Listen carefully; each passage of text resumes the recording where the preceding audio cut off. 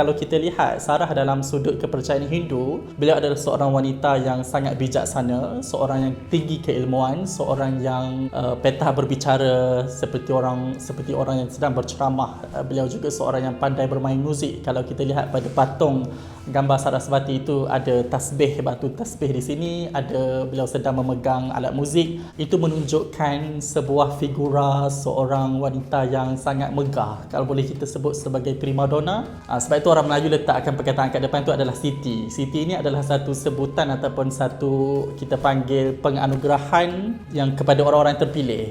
Jadi Siti Sarah kita orang Melayu sebut, tapi sebenarnya ia adalah Sarah. Jadi orang Hindu memanggilnya adalah Sarasvati dalam kitab Veda, Rig Veda. Kalau kita lihat Sarasvati di dalam kepercayaan Hindu, beliau ini bukan Tuhan dan beliau hanya dipercayai sebagai seorang dewi kerana tidak ada kuil untuk menyembah Sarasvati dan juga suaminya Brahma. Jadi tidak ada kuil di dalam kepercayaan Hindu yang memuja Sarasvati dan Brahma kerana kepercayaan asal dalam Hindu, mereka tahu kedua-dua ini adalah bukan Tuhan, tetapi ia hanyalah orang pembesar yang punya keilmuan yang tinggi dan pangkat yang lebih tinggi daripada orang biasa. Kenapa Sarasvati, Sarah adalah orang yang sama? Apabila kita boleh melihat di dalam bagaimana ungkapan yang dibuat di dalam Old Testament Bible, iaitu Hebrew, dan juga bagaimana ungkapan yang dibuat di dalam kitab Veda, Rig Veda. Surah Ashvin di dalam kitab Veda, iaitu Ashvin ini adalah kembarnya kepada Nabi Yaakob. Nabi Yaakob adalah anaknya kepada Ishak dan Ishak adalah anaknya kepada Siti Sarah. Ashvin adalah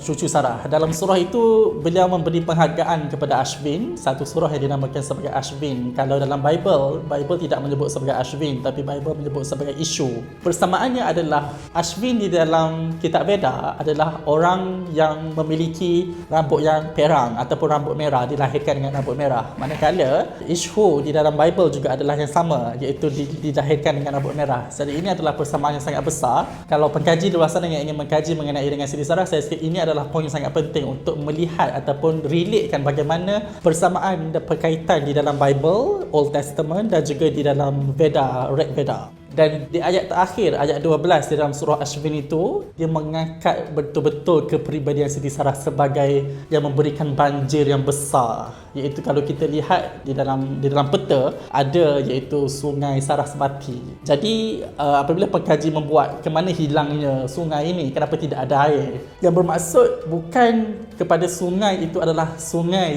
Sarasvati, tetapi bagaimana Sarasvati menjadi pendombrak, seorang ilmuwan yang mengalirkan ilmunya kepada orang-orang ramai. Pada semua pengkaji di luar sana, saya fikir Al-Quran itu sendiri adalah memberikan pengiktirafan yang sangat tepat, yang sangat baik, dan kedudukan Siti Sarah begitu diangkat dalam ketamadunan.